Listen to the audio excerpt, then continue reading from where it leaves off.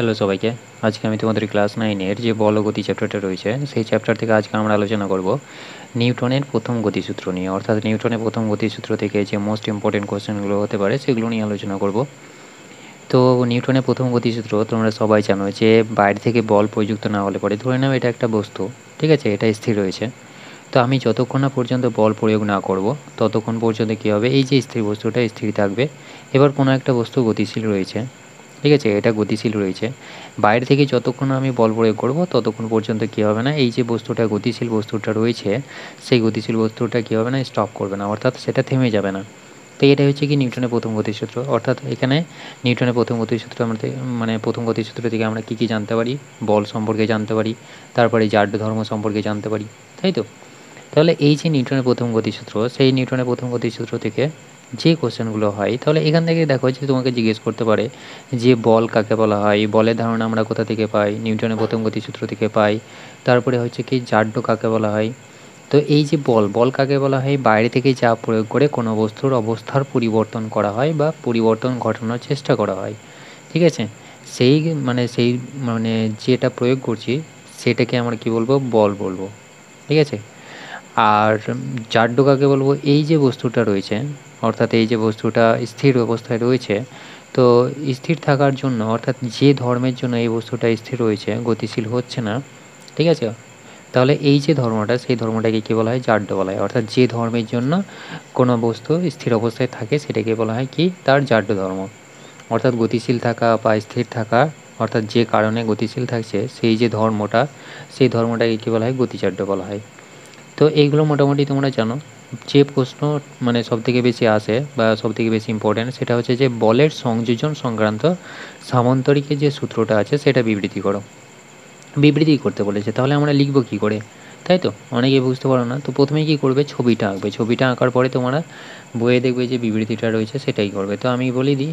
তো ধরে নাও এটা একটা পয়েন্ট, ঠিক আছে, এটা একটা পয়েন্ট যেটাকে আমি ও নাম দিলাম, ঠিক আছে। এই পয়েন্টের উপর দুটো বল এমনভাবে ক্রিয়া করছে যেটা হচ্ছে কি, এই বরাবর একটা বল ক্রিয়া করছে আমি ধরে নিলাম, ঠিক আছে। এই বরাবর আমি ধরে নিলাম যে পি বল ক্রিয়া করছে, আর ধরে নিলাম যে এই বরাবর কিউ বল ক্রিয়া করছে, ঠিক আছে। অর্থাৎ একটা পয়েন্টে দুটো বল কাজ করছে যাদের অভিমুখ কী হচ্ছে, একটুখানি আলাদা আলাদা, ঠিক আছে। এই অভিমুখে ক্রিয়া করছে কি, কিউ বলটা, অর্থাৎ এই যে বলটা আমি নিয়েছি সেই বলটা হচ্ছে কি এই বরাবর কাজ করছে, আর পি বলটা এই বরাবর কাজ করছে।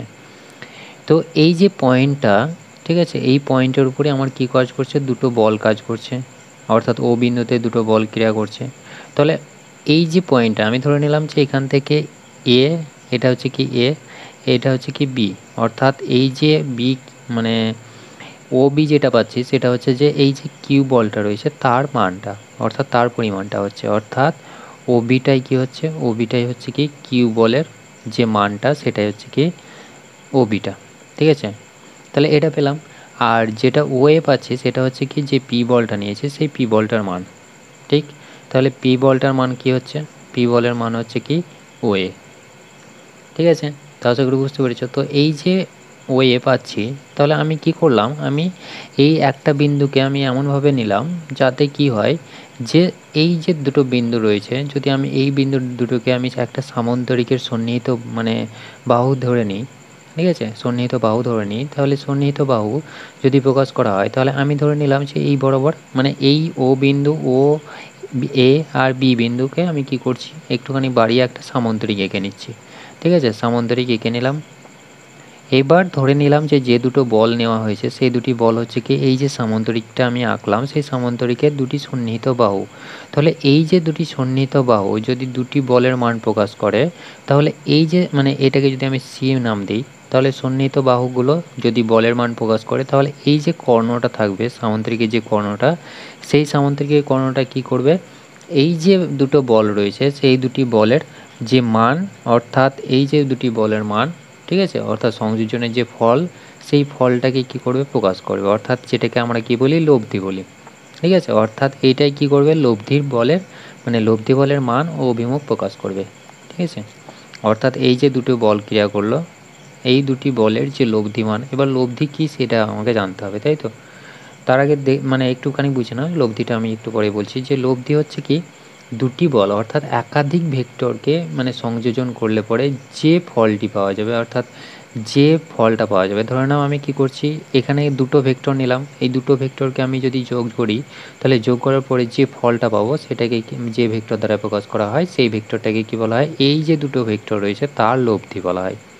ঠিক আছে, অর্থাৎ একাধিক ভেক্টর, এখানে দুটো না থেকে যদি একাধিক থাকতো তখন কি হতো, একাধিক ভেক্টরকে যে সংযোজন করছি, ঠিক আছে, অর্থাৎ একাধিক ভেক্টরের সংযোজনের যে ফলটা, সেই ফলটাকে যে ভেক্টর দ্বারা প্রকাশ করা হয় সেটাই হচ্ছে কি তাদের লব্ধি, অর্থাৎ যে সমস্ত ভেক্টরগুলি নেব সেই সমস্ত ভেক্টরের লব্ধি। তাহলে এখানে দুটো ভেক্টর নিয়েছি, তাহলে এই যে দুটি ভেক্টরের সংযোজনের যে ফল, সেই সংযোজনের ফলটাকে আমরা কিসের সাহায্যে প্রকাশ করছি, এই যে সামুদ্রিকের কর্ণের দ্বারা প্রকাশ করছি।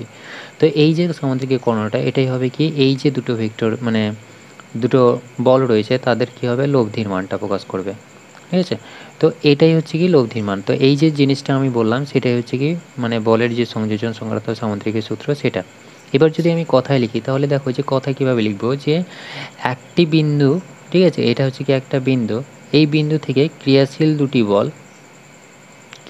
দুটি বলের মান, ঠিক আছে, মান এবং অভিমুখ যদি ওই বিন্দুতে, ঠিক আছে, অর্থাৎ ওই বিন্দু থেকে অঙ্কিত দুটি সন্নিহিত বাহু অঙ্কিত সামান্তরিকের যে সামান্তরিকটা আমরা অঙ্কন করলাম সেই সামান্তরিকের দুটি সন্নিহিত বাহু দ্বারা প্রকাশ করা হয়, তাহলে এই যে বিন্দুটা নিয়েছি সেই বিন্দু থেকে, ঠিক আছে, অর্থাৎ ওই বিন্দু থেকে যে অঙ্কিত আমরা কি পাবো, সামান্তরিকের কর্ণটা পাবো, অঙ্কিত সামান্তরিকের কর্ণটা, সেই সামান্তরিকের কর্ণটাই কি করবে, এই যে দুটি বলের মান ও অভিমুখ প্রকাশ করবে।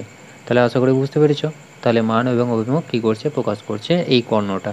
তাহলে এটাই কী করব, আমরা সাজিয়ে গুজিয়ে লিখে নেব। তাহলে প্রথমে কী করব, ও একটা পয়েন্ট নেব, তার উপরে দুটো বল, ঠিক আছে, দুটো বলকে বাড়িয়ে আমরা কী করব, একটা সামান্তরিক অঙ্কন করব। সামান্তরিকের ধরে নেব যে দুটি বল নিয়েছে সেটা হচ্ছে কি সামান্তরিকের সন্নিহিত দুটি বাহু, ঠিক আছে, এবং যে কর্ণটা আমি পাবো সেই কর্ণটা কী করবে, দুটি বলের লব্ধির মানটাকে প্রকাশ করবে। আর লব্ধি কী সেটা তো বললাম, সেটা বুঝতে পেরেছি যে একাধিক ভেক্টরের সংযোজনের ফলটিকে যে ভেক্টর দ্বারা প্রকাশ করা হয় সেটাই হচ্ছে কি সেই যে ওই ভেক্টরগুলির লব্ধি বলা হয়। ঠিক আছে, তো এইটাই গেল ভেক্টরের সংযোজন সংক্রান্ত সামুদ্রিকের যে সূত্রটা সেটা। এরপরে যে কোশ্চেনটা রয়েছে সেটা হচ্ছে যে পাখি কীভাবে আকাশে ওড়ে ব্যাখ্যা করো। ঠিক আছে, অর্থাৎ পাখি, কোনো একটা পাখি কীভাবে ওড়ে, এভাবে দুটো ডানা মেলে উড়ে যায়, তাই তো। অর্থাৎ এই যে পাখিটা রয়েছে এটা ধরে নাও এই অভিমুখ বরাবর সে ওড়ার চেষ্টা করছে, অর্থাৎ আমি ধরে নিলাম এটাকে একটা বিন্দু দিলাম, ঠিক আছে, অর্থাৎ এটাকে আমি কি দিলাম, সি পয়েন্ট নাম দিলাম, আর এই পয়েন্টটা হচ্ছে কি ও সি অভিমুখ করে কি করছে, সে উড়ার চেষ্টা করছে। এই একটা পাখিটা ও সি অভিমুখ করে ওড়ার চেষ্টা করছে। তো প্রশ্ন হচ্ছে যে পাখি কীভাবে আকাশে ওড়ে, এই যে পাখিটা রয়েছে সেটা কীভাবে উপর দিকে যাচ্ছে, সি বরাবর কীভাবে যাচ্ছে।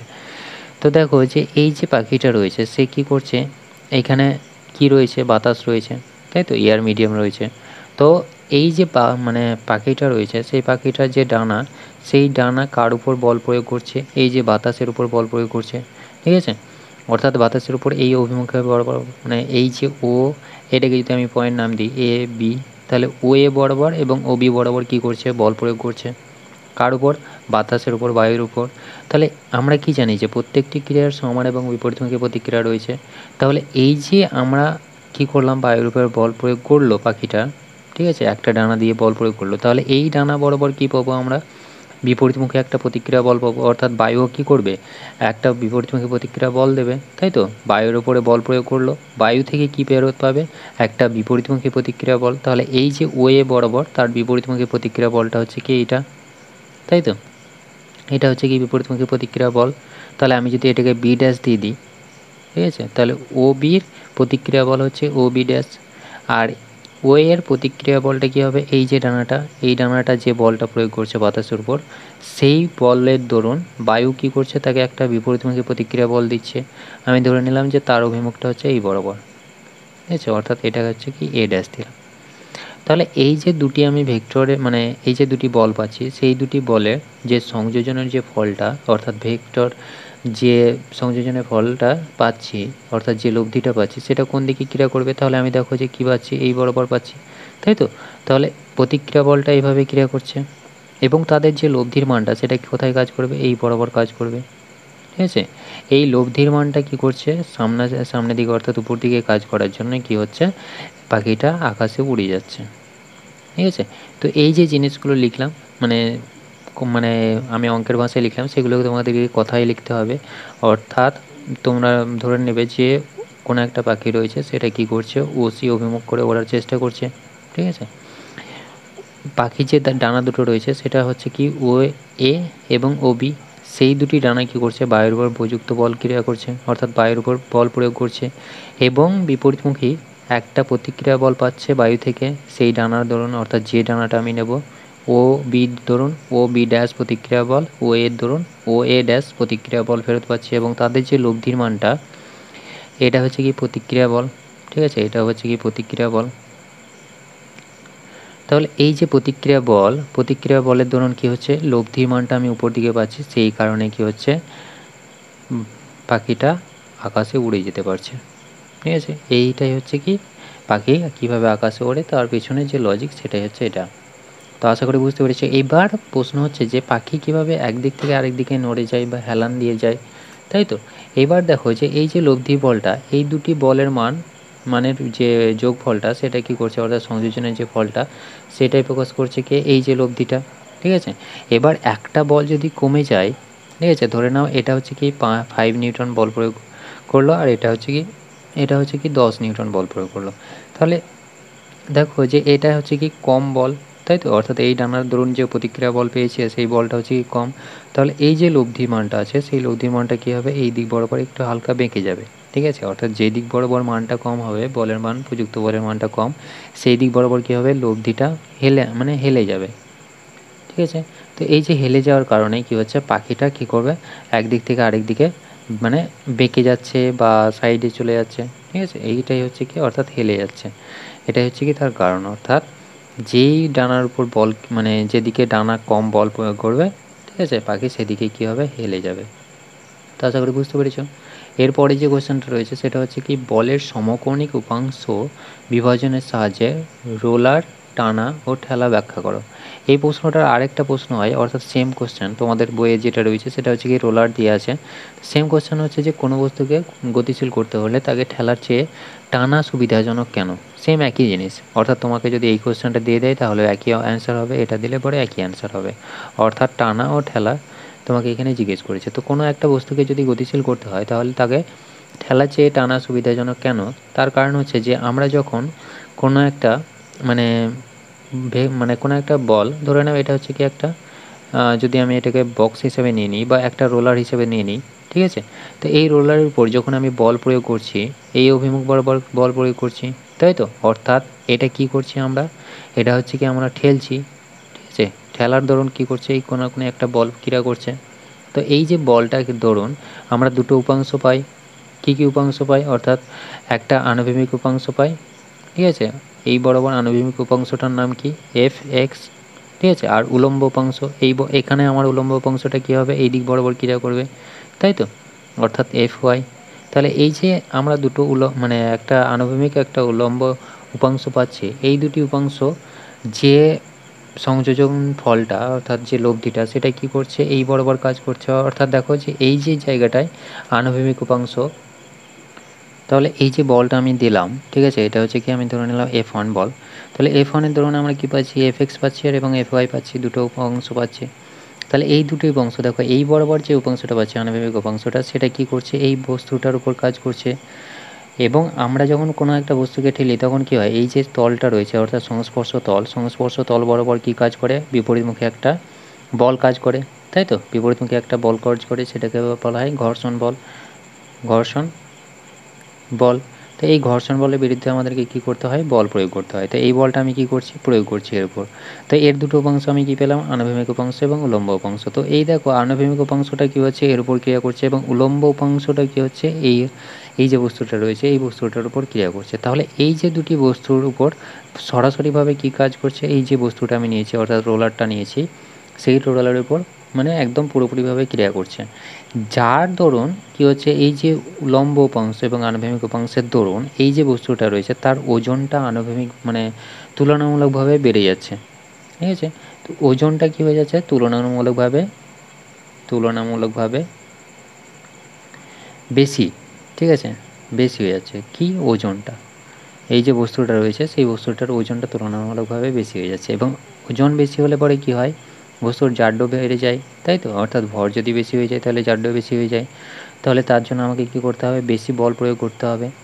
এবার এটা তো দেখলাম আমরা কি, আমরা যখন ঠেলছি, ঠিক আছে? এবার যদি টানি, ধরে নাও এই যে ব্লকটা রয়েছে বা রোলার রয়েছে, সেই রোলারটাকে আমি টানছি, তাহলে এই বরাবর আমার কী হচ্ছে? বল প্রয়োগ করছি, F2 বল। তাহলে এর দুটো উপাংশ পাবো, একটা হচ্ছে কি আনুভূমিক উপাংশ এটা Fx, আর এটা হচ্ছে কি, এটা হচ্ছে কি উলম্ব উপাংশ, ঠিক আছে? উলম্ব উপাংশ, এদের মধ্যে কী হবে? সমকোণিক উপাংশ। তাহলে এটা হচ্ছে কি Fy।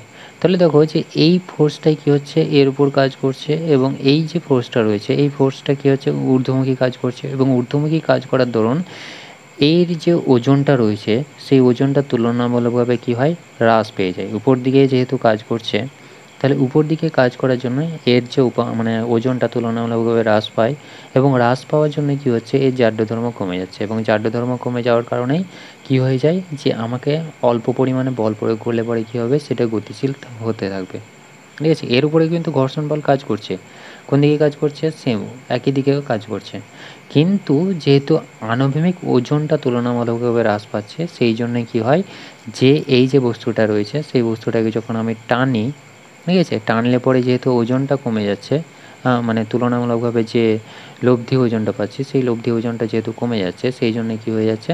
এটাকে সুবিধা হয়ে যাচ্ছে, অর্থাৎ এটা সহজেই গতিশীল হয়ে যাচ্ছে, সহজেই গতিশীল। কেন গতিশীল? তাহলে বুঝতে পেরেছি যে ওজনটা, অর্থাৎ আপাত ওজনটা হ্রাস পেয়ে যাচ্ছে, ওজন হ্রাস পাচ্ছে।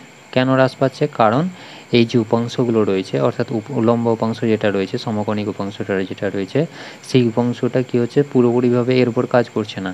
এখানে গিয়ে দেখেছিলাম আমরা, এর উপর দেখেছিলাম যে এই যে ব্লকটা নিয়েছি সেই বস্তুটার উপর কী হচ্ছে? পুরোপুরিভাবে দুটো উপাংশই কাজ করছে, কিন্তু এখানে আমার কী হচ্ছে? একটা উপাংশ কাজ করলে পরেও আরেকটা কিন্তু উপাংশ কী হচ্ছে? আংশিকভাবে ক্রিয়া করছে, ঠিক আছে?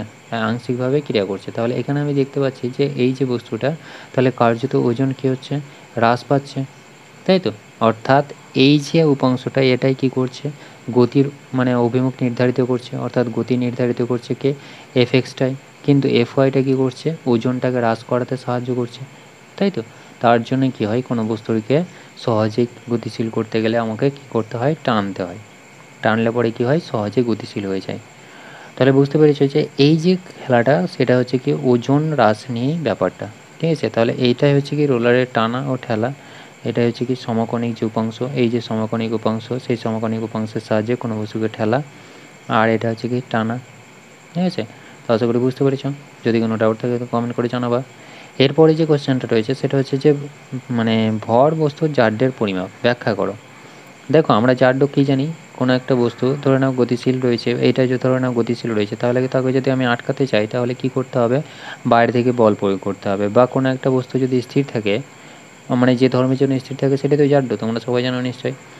তাহলে এই যে গতিশীল করার জন্য যে বল প্রয়োগ করতে হবে, অর্থাৎ যার কারণে কি রয়েছে সেটা স্থির রয়েছে, সেটাকে আমরা কি বলছি? জাড্য বলছি। যে কারণে এটা গতিশীল রয়েছে সেটাই হচ্ছে কি তার জাড্যের পরিমাপ। তাহলে এবার বলো যে এই যে বস্তুটা রয়েছে এটা ধরে নাও কি 5 কিলো, এর ভর হচ্ছে কি 5 কেজি, ঠিক আছে? 5 কেজি ভর রয়েছে। আরেকটা নিয়েছি আমি, এটা হচ্ছে কি 10 কেজি, 10 কেজি। এবার বলো যে এই যে দুটি বস্তু রয়েছে, এবার তুমি যদি একে গতিশীল করতে চাও, একে বেশি বল প্রয়োগ করতে হবে না একে বেশি বল প্রয়োগ করতে হবে? অবশ্যই একে বেশি বল প্রয়োগ করতে হবে, তাই তো? কারণ ওজনটা বেশি। তাহলে যেহেতু ওজন বেশি হওয়ার জন্য আমাকে বেশি পরিমাণে বল প্রয়োগ করতে হচ্ছে, সেই জন্য আমি কি বলবো? যে বস্তুর ভর, মানে ভর যত বেশি হবে জাড্যের পরিমাণ তত বাড়বে, ঠিক আছে? এখানে বলটা কেন বেশি লাগলো? তার কারণ হচ্ছে কি এখানে আমি দেখতে পাচ্ছি যে মানে যে ভর, মানে ভর যেটা রয়েছে সেই ভরটা কী হয়ে যাচ্ছে? বেশি। সেই জন্য কী হচ্ছে? আমাকে ফোর্স বেশি পরিমাণে লাগছে। তাহলে ফোর্স বেশি হচ্ছে কেন? তার কারণ হচ্ছে যে এই যে বস্তুটা রয়েছে সেই বস্তুটার ভরটাই হচ্ছে কি তার কারণ। তাহলে ভর যত বেশি হবে কী হবে? ফোর্স তত বেশি লাগবে, তাই তো? অর্থাৎ কোনো একটা বস্তু যত বড় হবে, অর্থাৎ যত ভারী হবে, তার জাড্যের পরিমাণ তত বাড়বে, অর্থাৎ তার স্থির অবস্থায় থাকার ধর্মটা কী হবে? বৃদ্ধি পাবে। ওই জন্য দেখবে যে ছোটো মানে কোনো একটা পাথর রয়েছে, ছোট পাথর, আর একটা হচ্ছে কি বড় পাথর। বড় পাথরটাকে আমি সহজেই, মানে তার স্থিতি জারুটাকে আমি নষ্ট করতে পারি না। কেন পারি না? তার কারণ হচ্ছে যে এই যে ভরটা এটা হচ্ছে কি বেশি, ভর বেশি হওয়ার জন্য কী হচ্ছে? একে আমাকে বেশি পরিমাণে বল প্রয়োগ করতে হচ্ছে। আর যেহেতু এটাতে আমার ভরটা কম, সেই জন্য এটাতে আমার কী করতে হচ্ছে, কম বল প্রয়োগ করতে হচ্ছে। তাহলে বল প্রয়োগ যেহেতু বেশি করতে হচ্ছে, সুতরাং আমরা দেখতে পাচ্ছি যে যেহেতু বড় মানে যখন ভর বেশি হয়ে যাচ্ছে তখন উপযুক্ত বলের পরিমাণটা বেড়ে যাচ্ছে। অতএব আমরা বলতে পারি যে কোনো একটা বস্তুর যে জাড্য ধর্ম বেড়ে যাচ্ছে, ভর যত বেশি হচ্ছে জাড্য ধর্ম বেশি হয়ে যাচ্ছে। সেই জন্যই আমরা বলতে পারি যে কোনো একটা বস্তুর যে জাড্যের পরিমাপ, সেই জাড্যের পরিমাপটাই হচ্ছে কি বস্তুর ভর। ঠিক আছে? অর্থাৎ যদি আমরা এক্সাম্পলের সাহায্যে দেখি, একটা ধরে নাও লরি রয়েছে, ঠিক আছে? আর একটা কার, ছোট্ট একটা কার। তাহলে এই যে ছোট একটা কার, একটা লরি, তাহলে বলো তো মানে দুটোই গতিশীল রয়েছে। এবার কাকে আমি সহজেই থামাতে পারবো? ঠিক আছে? কাকে আমি সহজেই থামাতে পারবো? নিশ্চয়ই এইটাকে থামাতে আমাকে কম বল প্রয়োগ করতে হবে, তাই তো? অর্থাৎ দুজনেরই গতি আমি ধরে নিলাম যে সেম। ঠিক আছে? অর্থাৎ বেগটা কী হচ্ছে, দুজনেরই ক্ষেত্রে সেম।